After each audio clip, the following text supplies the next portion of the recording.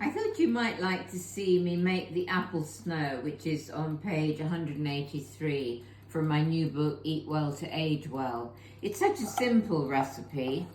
I have cooked one large Bramley apple, peeled, cored and sliced in about 3 or 4 tablespoons of cold water in a pan for about 10 to 12 minutes until it goes to what I call a complete mush.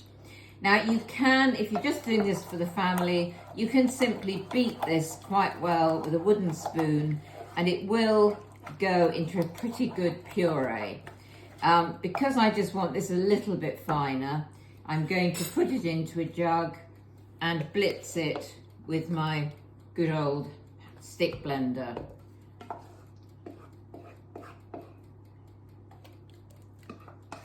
If you're going to use the stick blender, it's a good idea to use a container that's slightly smaller and taller rather than wide, because if I tried to do it in the saucepan, it would splatter all over the place. That's why I've transferred it.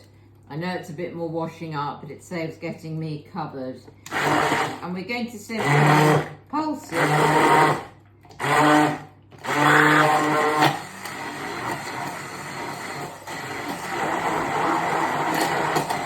I simply love these machines.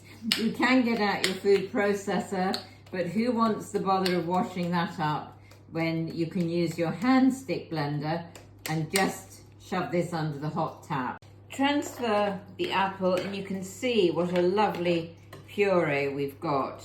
That would be wonderful for baby food, and you could freeze it in ice cube containers and just take out the amount the baby needs when they come to visit, in my case.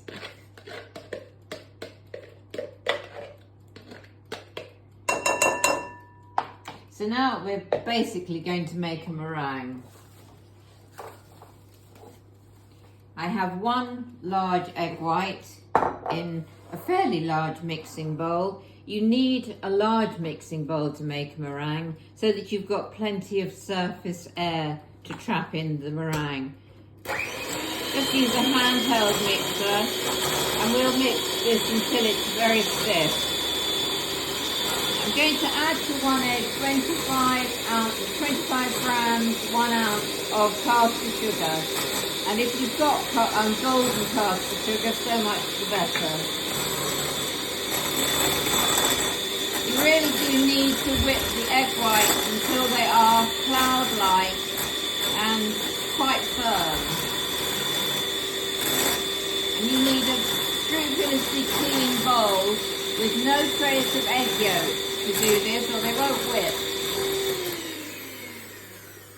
You can see that it's quite a lot of volume from 1 egg white, and that's very necessary to get good meringues.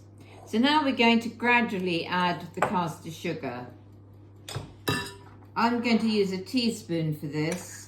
You add a teaspoon of caster sugar and you whip until that starts to thicken.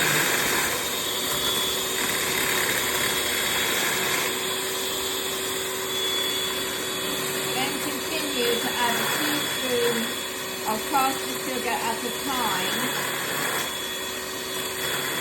while you beat with the other hand. There you have a lovely stiff meringue that you can see how stiff it is. If it will form soft peaks, you know you've got a good meringue. So the next step is to fold the meringue into the cold apple puree, which is the reason I've got the apple puree in quite a large mixing bowl now. So I just use a spatula and pop all of the meringue in together and use this child cheater spatula so there's no meringue left for the child to lick. A bit unfair, isn't it? But it's better to put it in the dessert, I think, rather than the child.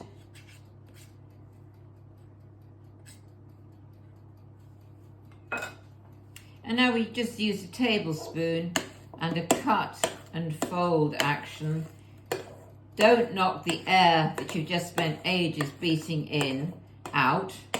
So a cutting motion until you've incorporated all that lovely meringue into the apple.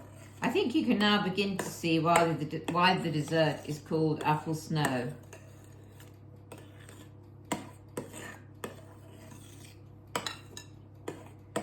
And I'm going to divide the mixture now in between two quite nice tumblers. A couple of raspberries.